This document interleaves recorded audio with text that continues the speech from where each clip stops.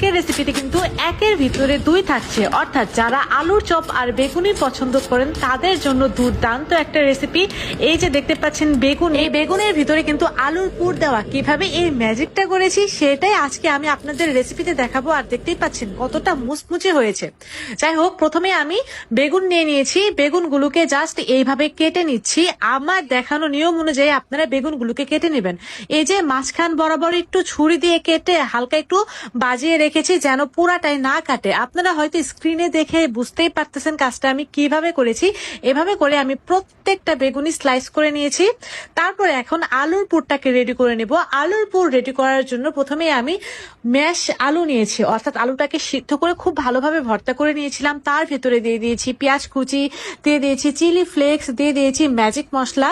ম্যাগির যে ম্যাজিক মশলাটা পাওয়া যায় সেটা এখানে ইউজ করেছি। এটা দিলে এটা খেতে অনেক বেশি মজা লাগে। আর সব শেষে এখানে লবণ দিয়ে দিয়েছি। তারপর এটাকে খুব ভালোভাবে মাখিয়ে নিচ্ছি।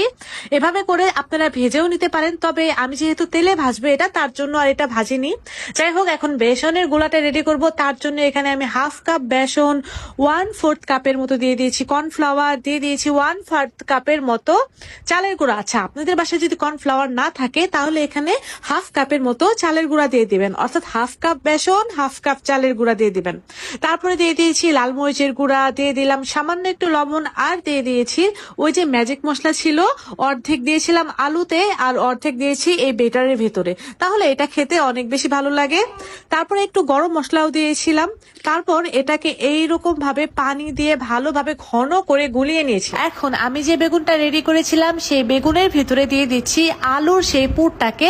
কিভাবে দিচ্ছি সেটা কিন্তু আপনারা দেখতেই পাচ্ছেন। আলুর পুরটা দেওয়া শেষ হয়ে গেলে আমি এখানে চালের গুঁড়ায় খুব ভালোভাবে কোট করে নেব যেন আলুর পুরটা একদমই বের হয়ে না যায়। এভাবে করে আমি প্রত্যেকটা বেগুনের ভেতরে আলুর পুর দিয়ে দেব।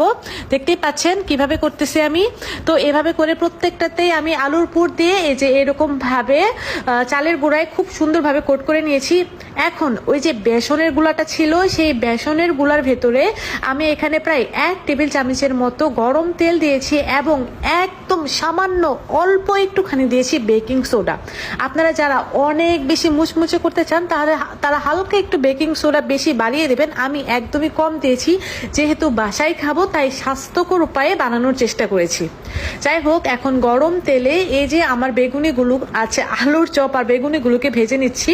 তো এভাবে ক্রিস্পি করে একটু সময় নিয়ে ভেজে নেবেন, দেখবেন যে এটা ক্রিস্পি হবে। হ্যাঁ, সময় নিয়ে ভাজলে যে কোনো জিনিসই কিন্তু হালকা একটু ক্রিস্পি হয়। আপনারা যদি বাসায় এইভাবে আলুর চপ আর বেগুনি একবার ট্রাই করেন তাহলে সবাই বলবে যে অনেক মজা হয়েছে।